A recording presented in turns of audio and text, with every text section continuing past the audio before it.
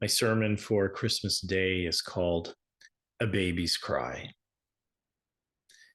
In that region, there were shepherds living in the fields, keeping watch over their flock by night. Would they hear the baby's cry? They were outside, and not temporarily. They were living in the fields. In Canada at this time, we would be winter camping, but most of us may have experienced camping in the summertime, outdoors, in nature, when it's a little bit warmer, listening to all the natural sounds of creatures great and small. Would we hear the babies cry? The first of 4 nights we spent on the shores of the Salish Sea last summer on the Olympic Peninsula in Washington State, right across the straits from Vancouver Island. Arriving midweek, we were pleased that there were hardly any people in the small campground right on the water. Below us, where there was room for a tent or two, the sites were not occupied, thankfully. Assured of some days of rest and quiet, I enjoyed the view from our small cabin located on a ridge overlooking the water. It was peaceful. It was quiet. Only the sound of the gentle breeze through the Sitka spruce trees and western hemlocks that guarded the shoreline. Only the chirp of jays and sparrows and even a couple of ospreys. Occasionally, I heard the distant and meditative throb of engines from an ocean tanker going to and coming from the ports of Vancouver and Seattle. It was a peaceful setting and a pleasure to be outside. The weekend arrived, bringing more people to the campground, including some families with young children to the tent sites below us. The noise levels increased. On the last morning, I sat down in my favorite spot in front of our cabin on the ridge, beholding another glorious morning. I usually got up early as the sun was rising over the water and most people were still in bed, and it was quiet, except for the baby crying. Right below us, in a tent a family had pitched the night before, the sounds of a wailing infant sliced through the morning reverie. It wasn't a consistent cry either. The baby would scream, a desperate plea, then stop. And moments later, it would start all over again. My reaction was one of anger and frustration. How dare this baby interrupt my prayer time? I didn't want to hear the baby's cry. I wanted to hear the birds, the water, the wind.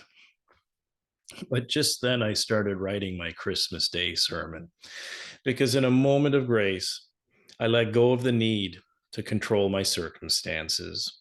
In a moment of grace, I let go of my preconceived notions of where God was being revealed to me. Not always in those quiet moments of uninterrupted, peaceful, undisturbed times. Not just in places and circumstances that I can control and manage, but in the spaces and places in between. When I loosened the tight grip on my world, something beautiful happened. Would the shepherds hear the baby cry? Well, my guess is that they did. Why? Because they were keeping watch their flocks by night, in the nighttime, a dangerous time in more ways than one, considering the violent politics of first century Palestine. In the night, when fears mount and dangers lurk in the shadows of our imagination, they kept watch.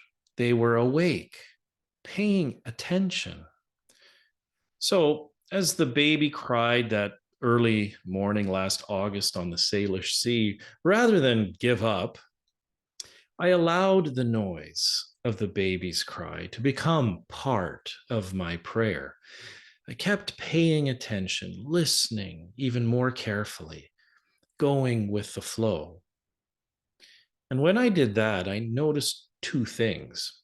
First, something I hadn't heard on our trip until that morning when the baby cried was a loon's plaintive song in the distance. I love loons. To me, the loon's call is a sign of God's presence. And between the baby's cries, a loon announced its presence among the cacophony of sounds. And then the baby emerged from the tent, being held by a loving parent who rocked the baby and walked along the shore carrying their bundle of love. The baby didn't stop crying right away when the parent held them, but I learned an important lesson of faith. When I let go, when I can't hold myself any longer, so to speak, God holds me in love. When the shepherds heard the baby cry, they moved into action. They didn't wait till morning.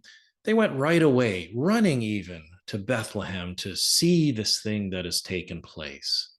And visit the Christ child they did, because they were already practiced in the art of keeping watch by night. They were attuned to the sounds of God reverberating throughout all of creation, all of the time. Christ is born. Jesus is with us, Emmanuel. Will we hear the baby's cry today?